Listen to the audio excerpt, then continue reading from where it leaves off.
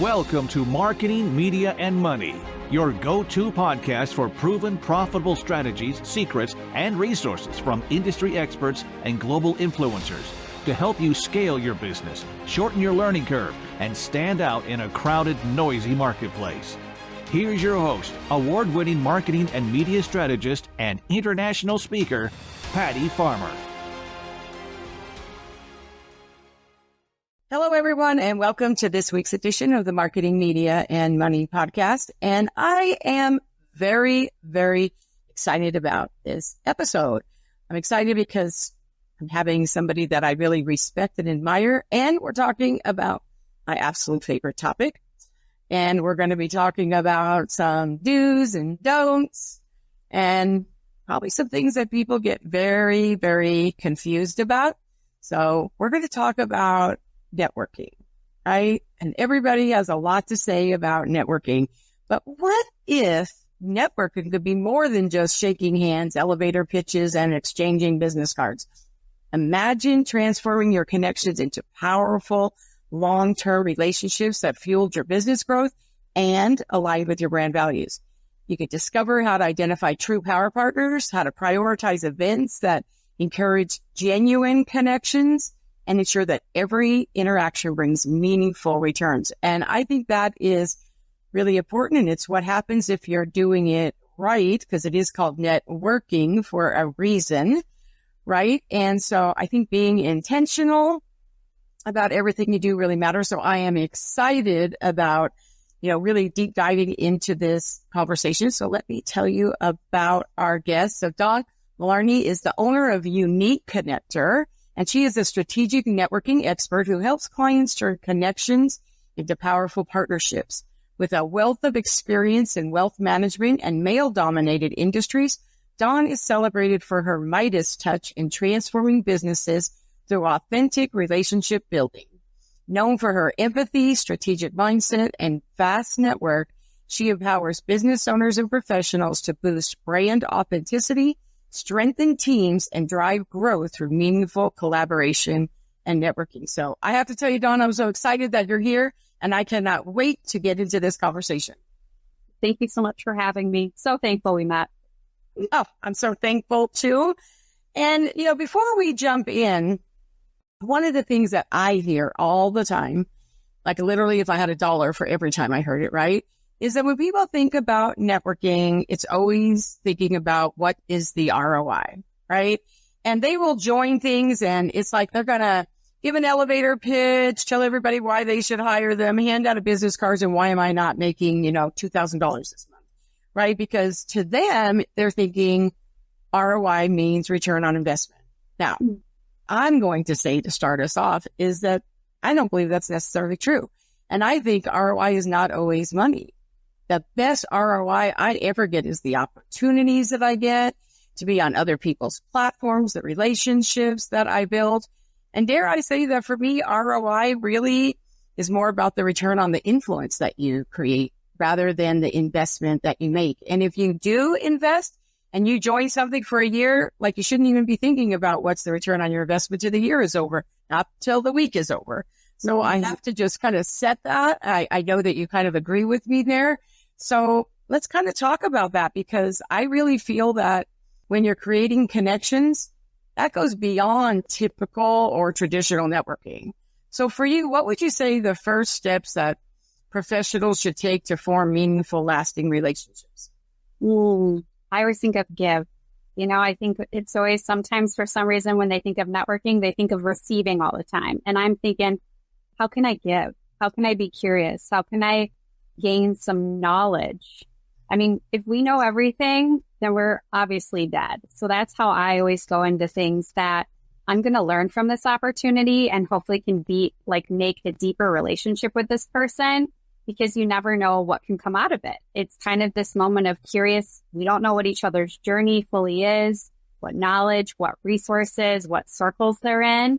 And so I always go into it kind of having this open mind of what can I give, but also what can I learn from this opportunity, instead of the typical, what can I receive, or what business opportunity can I stab at this person, which is a lot of people do, unfortunately, when they're networking.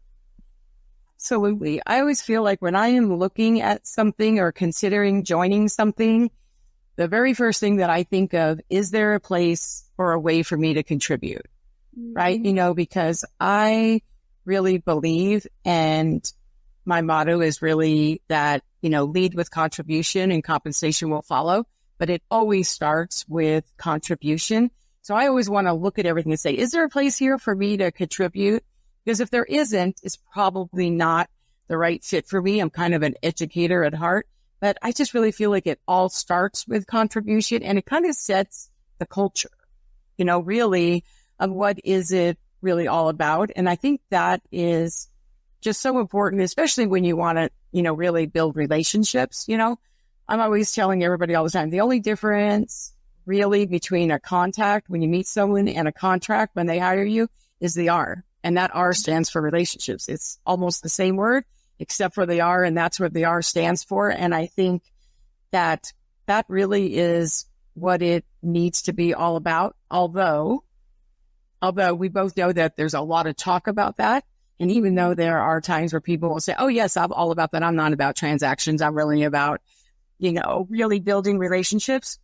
But does are your actions saying that, or just your words saying that, right? So I think it is really important. So what I want to start with, is I think it's important to know what not to do as it is to know what to do, right? So I think that is. So what do you think are some common mistakes that people make when they're networking, and how can they avoid these pitfalls so that they can create more valuable connections? But like, what are all the don'ts? What are the things that people are doing that it's like, let's, bust that myth and say, no, that's not it. So that then we can kind of deep dive into all the things that they can do. Yeah. Well, one thing that I always I get asked often to speak about networking, and I kind of giggle because I like to educate people of don't make the mistakes that Dawn used to make back in the day. And so just to kind of, give some story or background so Dawn was actually that very shy girl that couldn't even order or talk for herself, growing into this connector of people that loves connecting, loved going to events.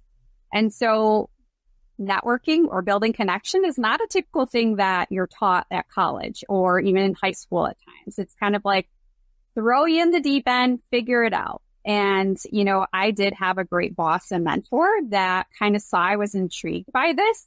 So he would take me to events, but he also kind of let me try things out, which I started loving it. I also loved seeing I think that sometimes too, people are always looking for, it's almost like checking the box off that I did it to show you accomplished things, where it was me growing up the career ladder. And so I would be out networking at every event possible. So 3 to 4 nights a week, I was legit out at events after working a very full, long day. And I have a family at home. And so my mistakes was, you don't need to go to all those events.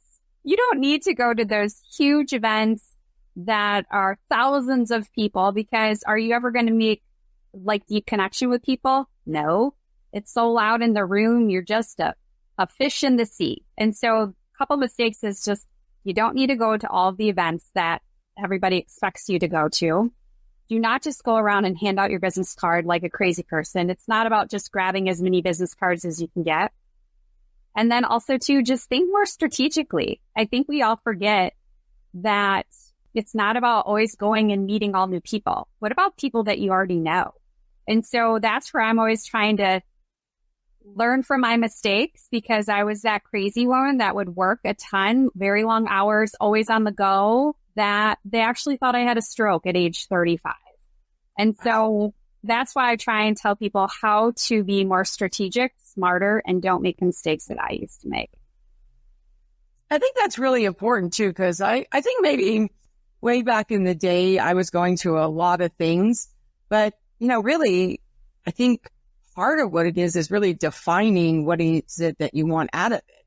Now, I know that when I go to events, I'm just looking, man, if I could meet 3 to 5 really key people that, I have synergy with, that I can really tell, that's exciting for me, not 50, just 3 to 5, because the reality is you don't even have time for that many people. I know as a speaker, sometimes I go to events and I'll come home and 160 people will want to have coffee with me. I don't have time to have coffee with 160 people. And why would I want to have coffee with 160 people? So I think that you really have to like have some type of criteria, right? You know, like, and be intentional. And a lot of that is, do you really even need to be in those rooms? Because I feel like, you know, that saying about you don't want to be the smartest in the room. I agree with that.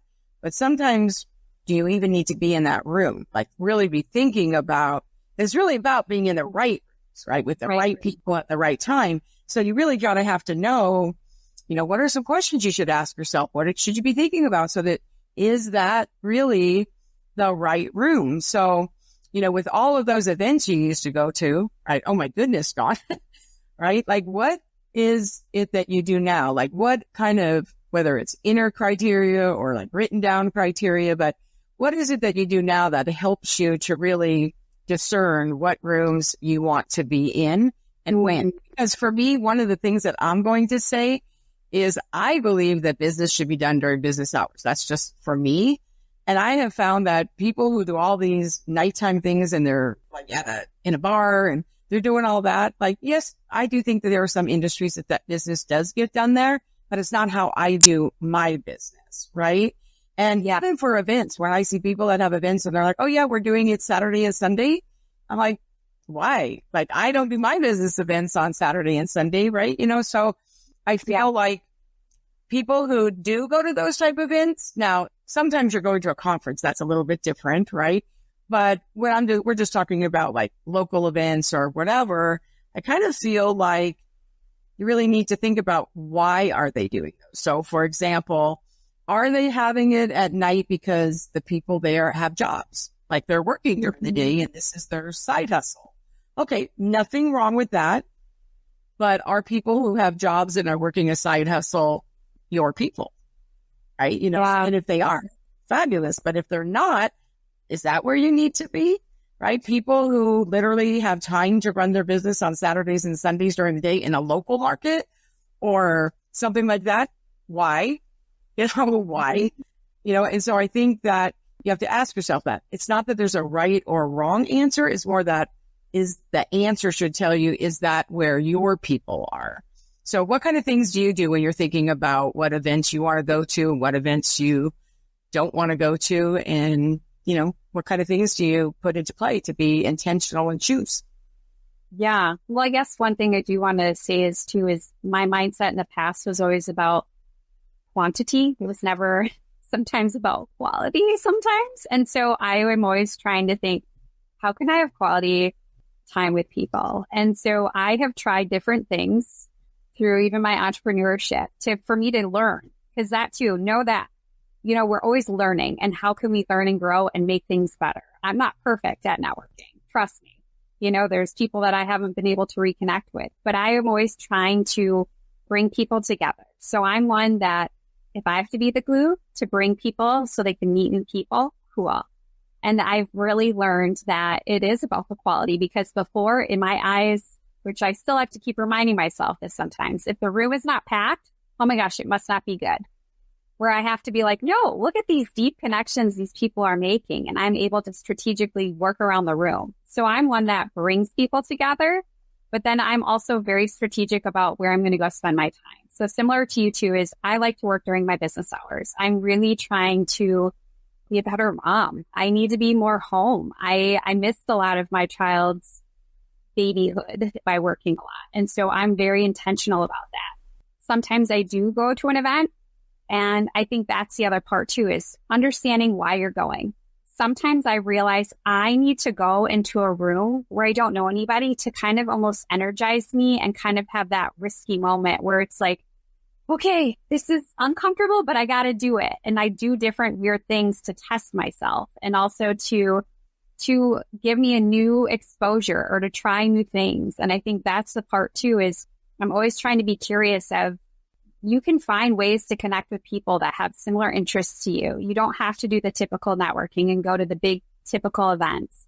Think outside the box. Think of people probably are thriving to meet other people. So can you leverage who you currently know and bring them together and make a deeper bond and help introduce them to other people. So I'm always trying to think strategically, and people say often, oh my gosh, you're out everywhere. And I'm like, no, I'm not. I don't network as much as I used to. It's just too, you can be strategic about it. It looks like you are though.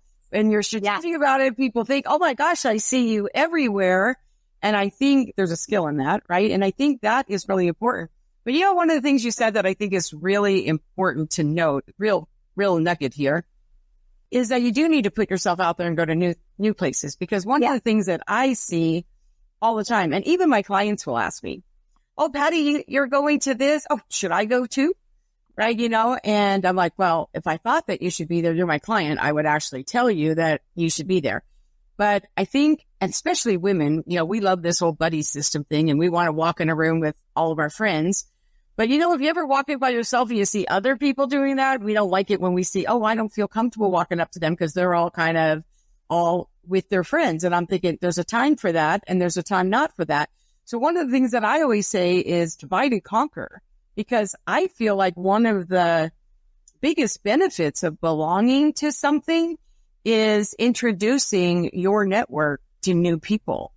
And you and I are both connectors, and I say that all the time. It's like, if we all belong to the same thing, who we introducing each other to, just other members of the same thing that we belong to. What I really am known for, and I know you are as the unique connector, what we're known for is that we connect people to people that they never would have met if we hadn't have done that introduction for them. So sometimes I like to, tell my clients and, some of my business besties, it's like, oh no, why don't you join this? And let's find the one that's most for you. And we'll find the one that's like the best one for me. And then when you're meeting people and you're like, oh, I'd love to introduce you. And then you introduce them to all these high caliber, amazing. They're like, oh my gosh, you introduced me to the greatest people. So there's a strategy in that, not just walking in. Although, I'm actually an extrovert, and walking into a room where you don't know anybody, I mean, it's not easy. I get it. I always just say, just put on some cute shoes, a awesome necklace. And believe me, they'll come up to you and say, where'd you get that necklace? Oh, I love those shoes. And the conversation will start, which is also a strategy. But I mean, when you walk into those rooms, but then when you leave and you're like, oh my gosh, that was so great. And so I think that, of course, if you walk into a room and you don't know anybody and all you're going to do is kind of walk up and interrupt people and say, here's my business card. Yeah, that's not going to work. I mean, that is never going to work. Right. So really, thinking about that. And actually, this made me think of a question I've been wanting to ask you for a while, actually, is what are some of the key conversation starters? I noticed that, I'm going to give my audience a gift later on in this show, but I was looking through it and I love some of these conversation starters and stuff. So, I mean, you need to have some of these things in your pocket, right? You ask better questions, you get better answers. That's input equals output. So what are some of your most effective or kind of true to who you are, whatever things that you like to use to start a conversation, specifically when you're talking to people you don't even know? Yeah. Well, I'm always thinking strategically when I'm going into certain rooms. What can I learn from this? Even going to this event, what do I hope to gain from it? So I'm always thinking too, let's just use this as an example. I'm going to a new organization. I'm trying to figure out, is this the right space for me? So a couple of questions that I would ask somebody is what drew you to this event? Are you part of this organization? What made you come tonight? Have you been in this in a while? I'm always using curious questions. So how I can learn and better understand. And then I can also see what's the purpose behind them coming there, or what's their long game of what's going on. I always kind of too, if I realize they have their own business, why did you start your business? Because that's a great way too, that you can really understand what are they passionate about? What do they love besides what they do for their business? I'm trying to even think of what's on my conversation starters, but what you'll see even on that is, and I kind of giggle because people are probably like, okay, cool, this conversation starter, why is it cut so weird? And so I'll give you a story of why I have it cut weird on a piece of paper, because this might help some people too when they're kind of flustered to go to a new room. My one colleague would get really flustered to go. And I use this example often to tell people, do this if this makes you comfortable. She had a question sheet that she made all these questions. She laminated it and she put it in the middle console of her car. So when she would get to an event in the parking garage, she would pull it out. She'd read them out loud to herself. And it was like preparing her to be in the room. And so that's kind of why I created the conversation starter sheet, the little freebie, is because so you can print it off and put it in your car or figure out what works best for you. It's just giving you ideas. And because the more you practice that, the more you're going to just realize, oh gosh, this is naturally coming out, where you're learning and you're trying to understand, too, is this space the right space I should be in? Is this the right circles I want to be in? Who do they know? Who are they trying to meet and how I can connect them? So deep down, it's too, how can I build a deeper relationship with somebody while I have that quality time with them? No, I think that is really important. And I love asking questions too. And one of the ones I really do like asking is asking them about why they're there too. I think that's really important. And if they say, oh, I always come, or, oh, I love it, and so I always say, so obviously it's being very effective for you. Like, what are the things that are a part of it that you love the best? Is it just that it meets here? Are there other, a lot of networking organizations have a lot of other things that aren't just meeting in person, right? And I'll say, what are the things that you love the best about it? And here's the thing that I have found, that people network in more than one place. Like most people network in more than one place. So if they tell me, oh yes, I love it here, it's been really effective for me, I love this about it, and I love that about it. Like my very next question is, where else do you network? Because that tells me that they're a networker and that they get it, right? And they're not just, oh, let me just go around to a million different places and hand out my business cards, that they get it. And then I want to know, well, if this is really effective for you doing this, where else do you network? And they'll say, oh, I also go here. Oh, well, what's your reasons why you belong to that one? And usually they will say, oh, I go to this one because blah, blah, blah, whatever the reason is. And I go to this one, and then they'll tell you the reasons there. And if those reasons that they tell you are also the reason, I'm like, oh, well, that actually sounds really great. Then I would say, oh, well, do they allow guests? And they'll say, oh, yes. And usually they will say, oh, you could come as my guest if you'd like. Yeah. Oh, great. I was hoping you would say that. Right. Like, why keep playing the guessing game? Check out the room, have those conversations so wow, these are the people who get it. They understand it. They have a strategy. They're intentional about it. Where else do they network? Because that's probably where else you want to be, right? Mm-hmm. And it's a great opportunity to kind of understand too, maybe some of the people that are there. If you see a typical person that seems a little off, you can kind of ask questions too of like, why are you here? And maybe you'll find out, oh, you're a sponsor of the event. Oh, maybe that business should be thinking a little bit more strongly of why they're sending their employees out there and market for them. I think that's the one thing is a lot of businesses aren't taking the time to understand when you're sending people out to these networking events, if they're not on brand and if they're not thanking people for coming and you're sponsoring it, you're wasting a lot of money. And so that's sometimes things I'm just seeing and watching and understanding of just how some businesses are losing opportunities to also groom and mentor these younger, professionals out there, because we don't get trained on how to network or how to meet new people or build relationships, which are basic things. But also too, you recognize sometimes too, maybe the people that are uncomfortable, that are off to the side. So why not introduce them or help them get into the room when they're uncomfortable? And so that's where I'm always trying to sit and I watch sometimes to see what's going on in the room too. I do too. And a lot of, I think sometimes we need to take an inventory. I love what you said about laminating those questions. I actually have mine typed in my notes on my phone, so I can just literally even go into the bathroom and pull it up and, whatever. But one of the things I like when I'm hearing them say that this is what they love and this is what they love, and I'll always say, oh, well, how long have you been a part of it and stuff? And so 2 questions that I really want to know is, well, wow, if you've been a part of this for a year, let me share what I'm hoping to get out of it and why I am here. And it's never about what I'm going to get. So I always say, so think about what your assets are. Maybe you have a Facebook group, maybe you have a podcast. And I always say, well, I have a podcast and I'm always looking for really great guests. And, I have a Facebook group and I'm always looking for people to come in, do a training to my Facebook group or write an article for my magazine or whatever kind of thing you have, because now it's not about you, right? And they'll say, oh my goodness. And so I always like to say, well, if you're really a part of this, are there 3 to 5 people here that, this is what my business is, this is what my podcast is about, or whatever the case is, Like, who do I need to know that would be a really great guest for me? Oh, because now they want to go around and introduce you to everybody and say, oh, she has a magazine or she has a podcast and she's looking for guests. Because now it's not like, oh, who can you introduce me to that I can make my client, right? That I can sell to, right? So I feel like, think about what is it. We all bring something. We all have an area of expertise. We all have something. I mean, whether you do or don't have a magazine or a podcast, but you have something. Like, you're in an amazing Facebook group. What is the thing? And think about those. If you don't have any, and I really don't believe that very few people really don't, but if you do, that should be your takeaway from this, is to create something. So you do have something, but I mean, it could be that you have a YouTube channel and you could interview that. I mean, it could be anything. Like, get on Zoom and say, I'd like to share you with my audience and record it and then put it out on social. I mean, just kind of think about what are those things. But if somebody has been a part of something, they know all the ins and the outs and who all the people are that you do need to know.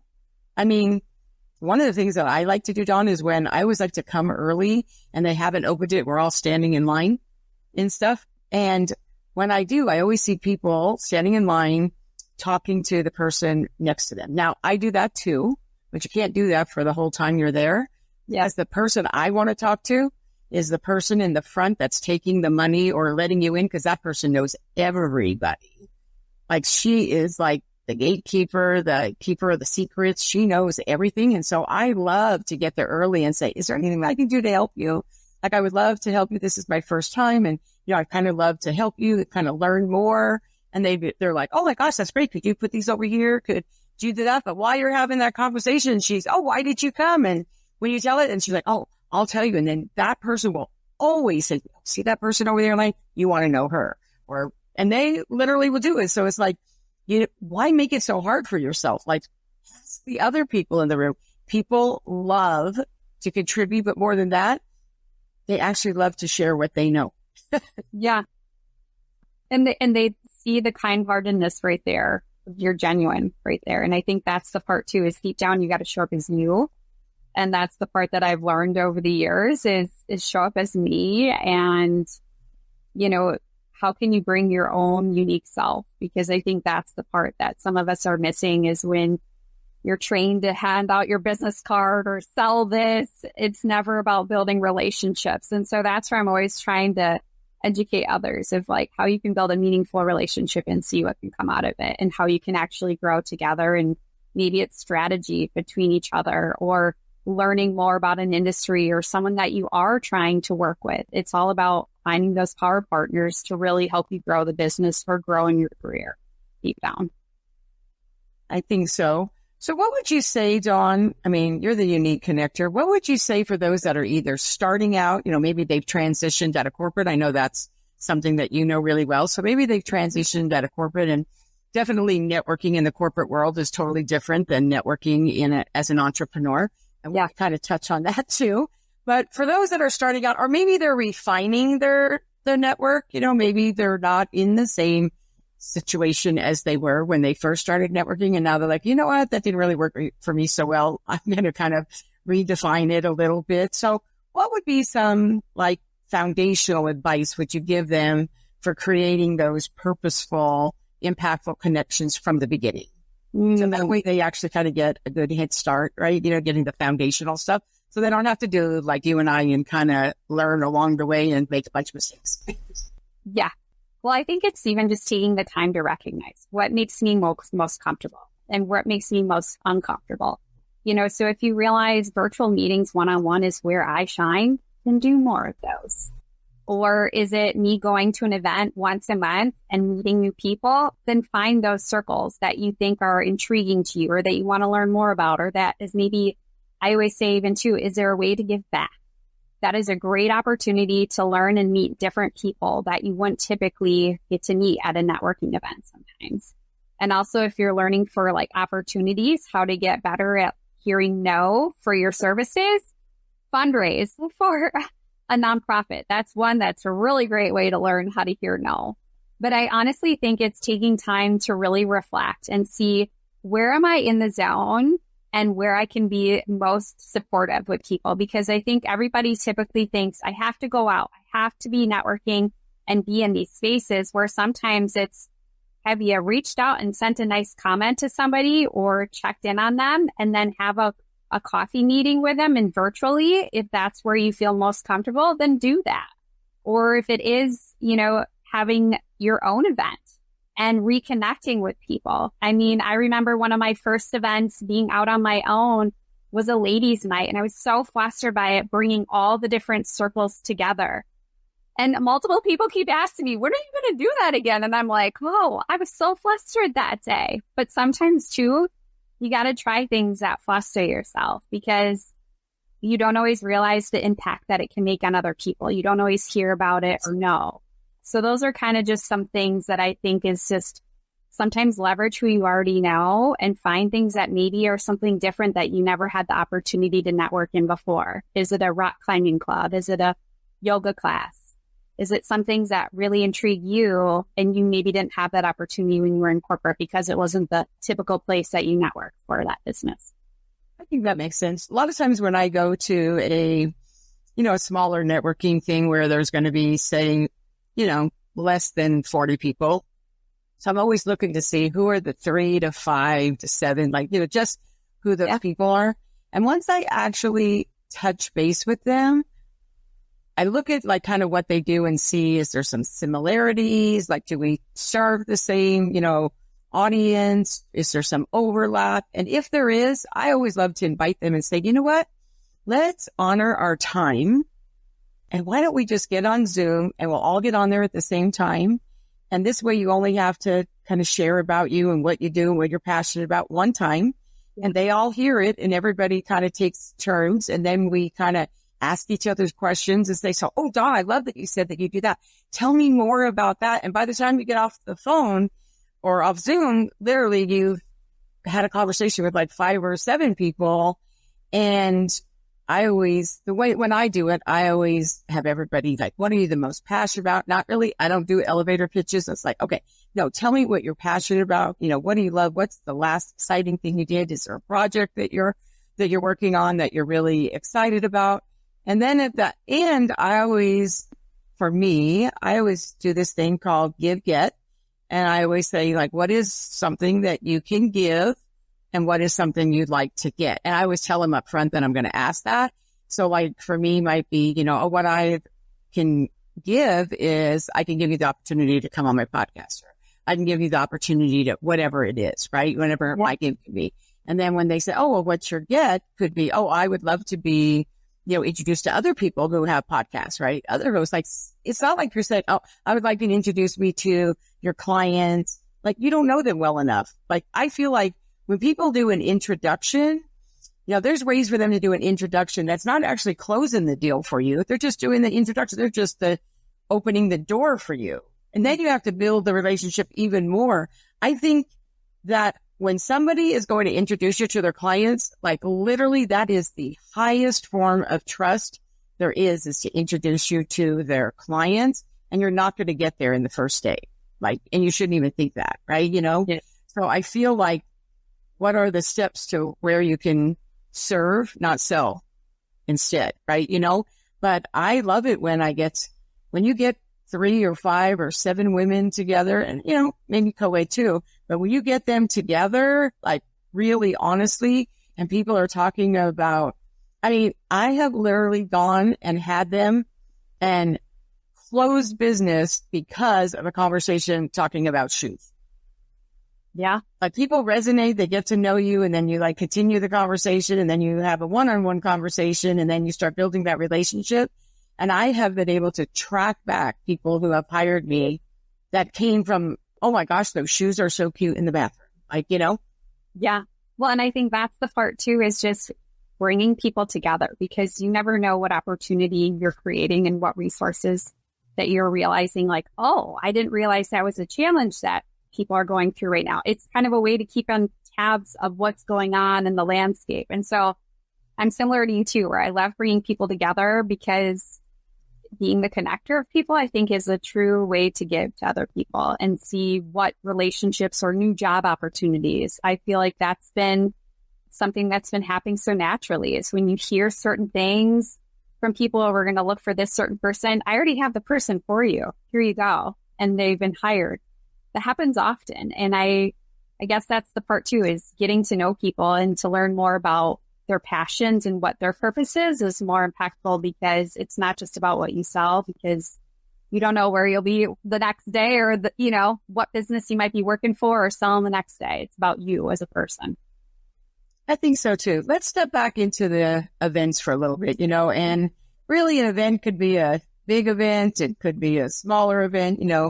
Really an event is when you get more than 10 people, like are going to be in the room, whatever. So what would you say are some key indicators, right? Some key indicators that event will foster some genuine connections, right? And what are some indicators that business owners can look at to prioritize those type of events over other type of events, right?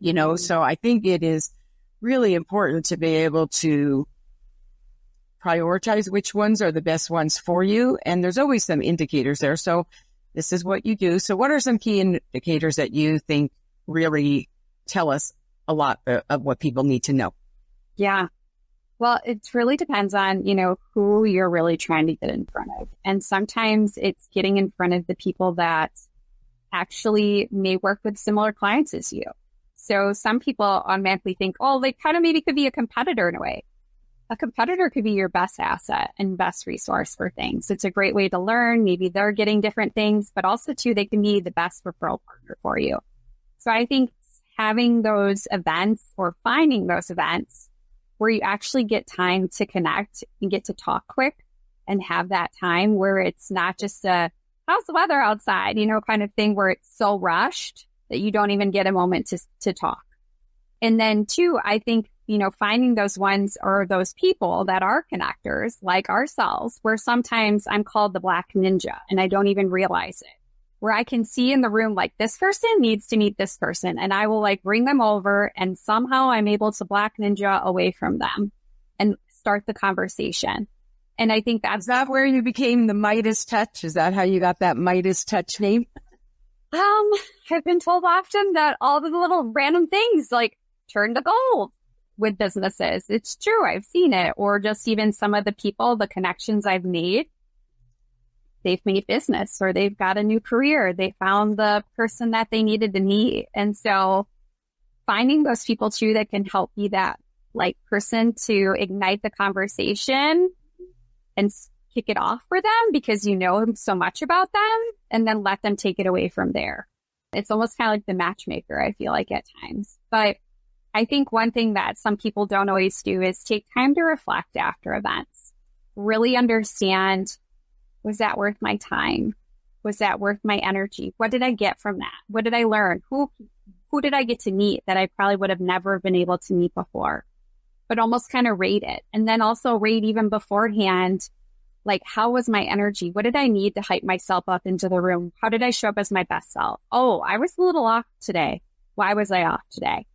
And recognize some of those things sometimes too, where if you're off, you can say no. You don't always have to go to all the things. So I think that too is when your energy is off, listen to that sometimes, because you don't want to show up in the room wrong and ruin a relationship that you could possibly gain. And so that's one thing that I always kind of let people know, is to really think strategically about where they're spending their time, their money, their energy, or their team, because that too is, if their team is not set up for success to be in those rooms, then don't set them up for that. So that's the one thing that I always kind of love to reflect on people. It's not always the big events or the certain circles. It's about the whole process in it too. I think that makes a lot of sense. And, your clients praise your listening skills, right? They praise your listening skills, right? Mm-hmm. And how do you encourage your clients to move away from transactional networking, focus on building connections that are going to support their long-term goals and collaboration? And how would you say empathy and active listening skills, right, really impact those relationships? And what role do those qualities play in successful networking? I know that you've done it in the corporate world. You've done it in the entrepreneurial world. You have people that hire you for this. And really, empathy, active listening really knowing when you should do what, when, I think is really important. So can you share a little bit with us about that? Because that's kind of your secret sauce. Yeah. See, a lot of people come to me thinking, oh my gosh, I got to fill my pipeline and you're going to help me fill it right away. And it's sometimes too taking a step back to understand, what are you selling? What are you trying to move the needle in? What are you trying to be that resource for people? What problem are you trying to solve? And so I'm always trying to help reset their mind, even, or mindset about things of how can you go into this and learn from this and see what opportunities that you overlooked for so long. That too, you can't help everybody. And I think, even for myself, I have to remind myself that sometimes too, is when you say yes to all these other opportunities, you're missing out on the prime opportunity that you really want. And so trying to help people narrow down the focus and narrow down to who their ideal person is or the ideal space that they should be in. And that will help fill the pipeline with those great people. So instead of 100 people, you can focus on those 10 ideal people that you're really trying to get in the pipeline or you're trying to meet. So that's where I'm always really trying to help them reframe it, because I think our society has made us think go, go, go, go. And if you don't have all these things or all these business cards, then you're not going to be successful. Or, you're never going to succeed if you're not at all these places, because you might be missing out. People really do think about that. So what do you tell your clients that when they do go to an event, what should they be looking for as soon as you step in the room? Because, the whole phrase about, work the room, right?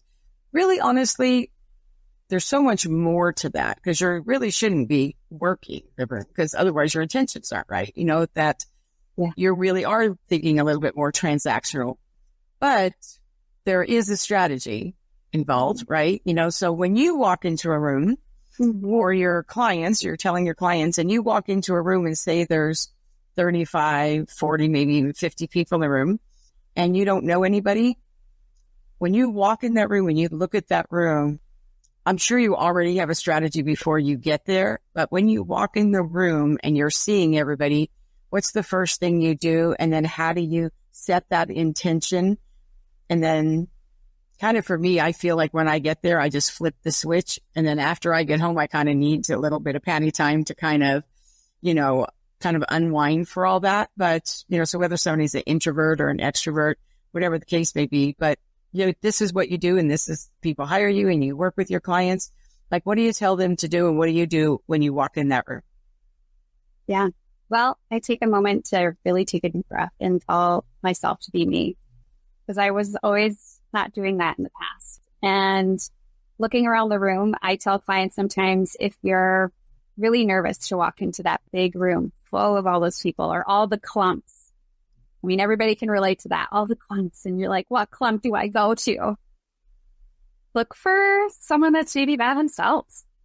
If you're nervous to walk into that room, I try and tell them what's going to help you get more comfortable to be in that room. So I will say, go find that person that's standing alone. They probably just need someone to meet. Be that person. You can be that one person that they can meet and make a meaningful conversation with. And then that's the one part that I'm kind of the one of bring people along with you. So if you notice they're flustered, bring them along, because you're going to make quite the memorable moment for them too. It's like, wow, someone found me and brought me to meet other people. And, it depends on what you're really trying to do in the room, but that's one of the typical things that I try and tell some people when they're really flustered to go. I've worked with some different introverts, and I've had to try and figure out what's the best way for them to walk into that room to be them. But then there's, of course, do your research sometimes before an event. Some events do give you a whole guest list. If they give you the guest list, research a little bit. Who are the people that you would love to meet in the room? Come up with even 3 names that you would really love to meet. So when you do talk to somebody, you're like, you know what? I'm really trying to meet Joe Smith here today. Do you happen to know who he is? And they can be that person to help lead you to that person, And I think too, having more of your reasonings behind why you want to meet him besides, oh, I want him as a client. No, like, why do you want to meet him? Is it something cool about their business that they're doing? Are they giving back these days? Did they do something acquisition? Like, what is the purpose too behind it? So that's where I'm always like, do your research, figure out who's going to be in the room, but also to align to what's working for you as a person too. Because I feel like we're all going into the room for a different reason, but you can kind of find the typical people that are there just to hand you your business card or to be salesy. So you can avoid them too. You know, can walk away or go to the bathroom quick or grab food too if you see that. I think that makes a lot of sense. So we've talked a little bit earlier, we kind of mentioned it, sprinkled through our conversation about power partners, right? You know, and I really think that is so important, what I'm really looking for. So what is your definition of a power partner? And what do you see the value of that, of working more on letting that be your goal versus just trying to find clients? And that's where, you know, I've had this conversation with many people and even someone very close where she really tries to instill power partners. There's a difference between a power partner and a referral partner. You know, a referral partner is going to be that person that refers business to you. Power partner is the one that is working with probably a similar client to you. They're also touching that person. They're seeing what's in the landscape. They're understanding their challenges, what things they're looking for. And so it's a great way to kind of learn from each other, support each other, understand too of like, oh, are you trying to create this offer or package? How, you know, what would you think about this? And what do you think this ideal person that we're both working with, what they would like to see in it? So it's an opportunity to work together and not against each other. And I think for some reason, there's always this competition feeling sometimes some people have out there, but it's an opportunity to learn from each other so you can best support. And if referrals come out of it, cool, but that's not what the main purpose is. And so that's where I'm always trying to educate other people about power partners and who's really touching those ideal clients you want to work with and how can you learn from them and gain knowledge. I also find that for me, when I'm looking for power partners, you know, sometimes I'm looking for ones for different reasons. And like one of the things that has really worked for me is, you're right, when people overlap with you, that is like a beautiful thing, right? You know, because I mean, I'm in marketing and it's a huge umbrella, right? Yeah. But I also like to look at, well, who do my ideal clients work with before me? And who do my ideal clients work with after me? Because those are really good ones too. But one of the other things I like is I love it for market research, because maybe whatever you do, the people you're working with are startups, right? Yeah. Startups, and that's what you're doing. And you're like, you know what? I'm actually thinking about, you know, going into a new market, and you want to kind of test the waters and see if that's what you want to do. Well, find a power partner, somebody who does that, right? Because even though you may do the same thing, but you're not doing it with the same people, right? You know, so it's a great way to get in front of a new market is to literally become a power partner to somebody who's already catering to that audience. Right. And I think for me, sometimes that's what I'm looking for, right? You know, sometimes I am looking for people who are touching my clients before me.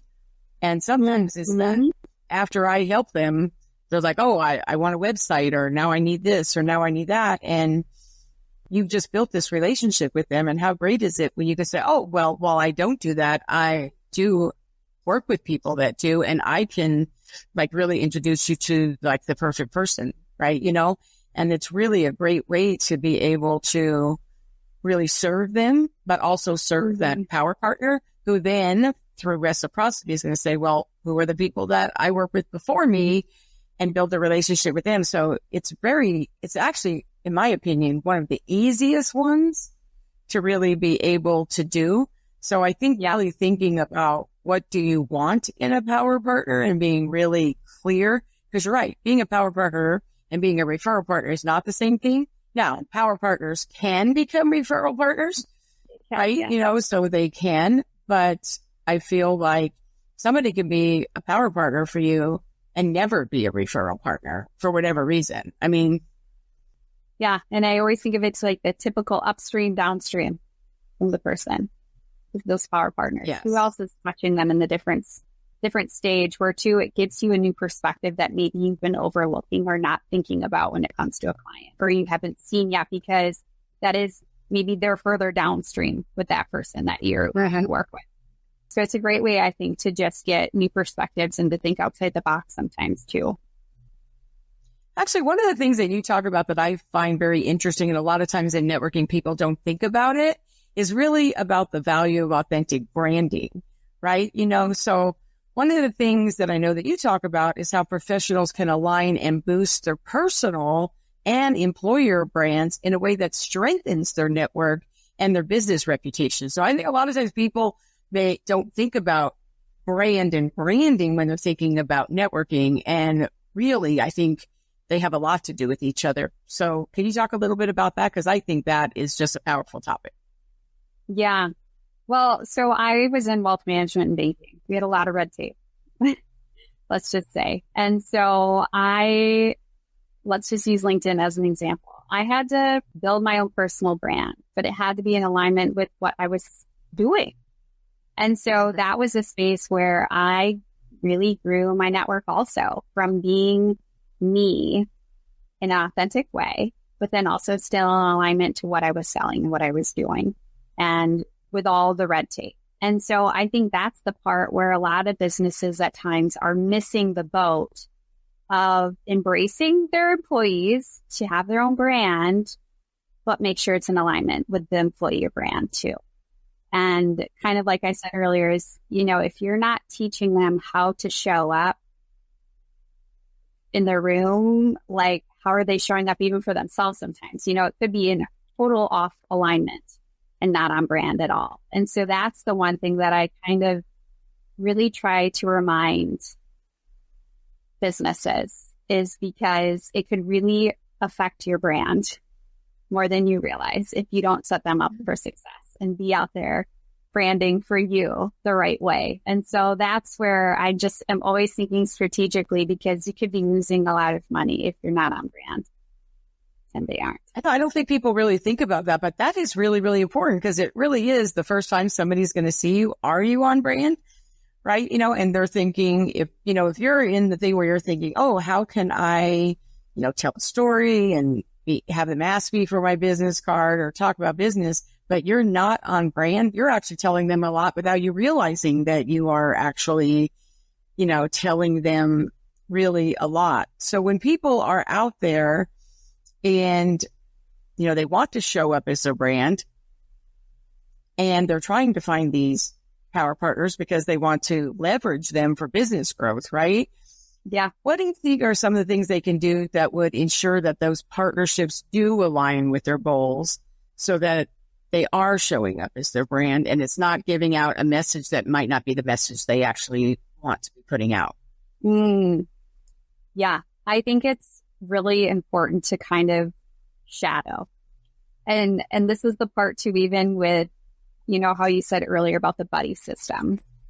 There is a point to have a buddy system to make sure we're on brand, to make sure we're using the same terminology, the same techniques, to maybe also to learn from each other of like, oh, that was a great way you approached it. Or, oh, you helped me introduce to this person. I didn't realize you were connected to them. And so it's a great way to kind of shadow each other and learn from each other and like enhance the techniques of what you're doing. And so that's the one thing of where I always like to say the buddy system, use it lightly. Like I don't want you to just use it as your clutch person that walks you around the events with you. Like how can you learn from each other while you're doing this and make sure that we're really creating a good partnership and that you're in alignment with the business that we are trying to run. Because I think throwing them into the dark could really be detrimental to a lot of businesses. And I think that's the part too where mentoring people is really important. So, yeah. Yeah, I really do. I love when I get to go someplace with a power partner. And one of the things I always like to say to them before we even walk in the room is like, what are your goals for this? I want to know, what are their goals? Like, do you have a project you're working on? Like maybe they have a launch or a book's coming out or something like that. And I want to know what their goal is so that when I'm having conversations, like it's a lot easier to say, oh my gosh, that's amazing. Do you know that Dawn right here, that she actually has a book about that? Yeah. And whatever. Like, man, you guys need to have a conversation. That is so easy to do. And so I always really like to know what kind of are your goals of why you're here. And sometimes it's a question I'll ask as I meet people too. And literally, they could have just told it to me 5 minutes ago when I met somebody and said, oh, and they're like, oh yeah, she belongs to the same thing as I do. But man, have you ever had a conversation with her about that? Because they told me something that maybe they hadn't told them or whatever. So I always want to be like, rather than being armed with business cards, I want to be armed with information that I can share about other people. So I think that is kind of really important. So that's the power in partners, right? Really. Yeah. And I was going to say, that's another part too, is we're not always the best at like tooting our horns or celebrating our successes or talking about ourselves. And so that too, if you can find a great partner that will help you shine brighter, or just be kind of almost that cheerleader that's there to celebrate you too, in a way that will help bring into the conversation. Because that's the one part I think sometimes that some of us do too, is like, it's hard for some people to show up as their authentic self and not come across too big-headed about themselves or too self-centered. It's like, how do you find that right balance? And sometimes it is having a partner to help hype you up in a way, creatively and smartly too, not where it's like going to be so, salesy feeling, but it's all about deep down to building your reputation. So it is like, I think that when it's done right, it is very, very effective. So I love it. So I like looking at trends. I'm in marketing, so I love looking at trends. So looking at the trends in relationship building, right? I think more and more as people are embracing AI, I think we really love that human connection though, right? I think it's just so important for us to remember that, we're not B2B, we're not, B2C, we're P2P. We're in the people to people business. And I think it's really important to remember that. So looking at the trends of relationship building, what do you see? You're this expert. This is, your area, your brilliance. What do you foresee as the future of strategic networking, and how can businesses stay ahead of the curve to foster continued growth? AI is a powerful tool. It's great when used in the right way. And it's unfortunate because I think it's just the next layer of not having relationships. And, technology is a great thing to keep us going ahead and moving forward. But yes, deep down, relationships are so important. We need human to human. And so I just see more and more of businesses almost kind of taking a little bit of a break check to realize, like, how can we actually strengthen the bond of our team or strengthen the bond of the connections that we have? This world keeps evolving, and they even say right now, the speed that we're moving at, we're going to get things done in 10 years that would have took us over 100 years. It's crazy to think. And deep down, relationships are going to get lost. And so I just hope that we can be the igniter of bringing people back and being that glue to help strengthen the relationships, because that's the most important part. That's what's going to keep us moving ahead. That's what's our biggest cheerleaders, our moments to celebrate, our moments of pause. We're all human, and we need that moment of just having someone there to connect with. COVID was a perfect example of us being, in our zones by ourselves, and how many people still are having mental issues or problems or, anxiety of things. And it just makes me sad. And I just hope that doesn't keep trending that way with how technology is. And so we're all realizing that we love it. Like, I think we didn't even realize it until we were all, hunkered down, right? No. And now we realize how important that human connection is, how important that conversation is. And while I love technology and I use AI in my business every day, yes, still I do business with humans. I don't do business with machines, right? So it's great to let it do the things for you so that you can show up and do the things that you need to do as a human. So I really love that. And so, Dawn, you've shared a lot of great stuff. This has been some really great stuff. Thank you so much for, sharing your brilliance and coming on the show and sharing it. But I always like to ask my guests, like, if you had to narrow all that down to what would be your number one marketing, media, and money strategy?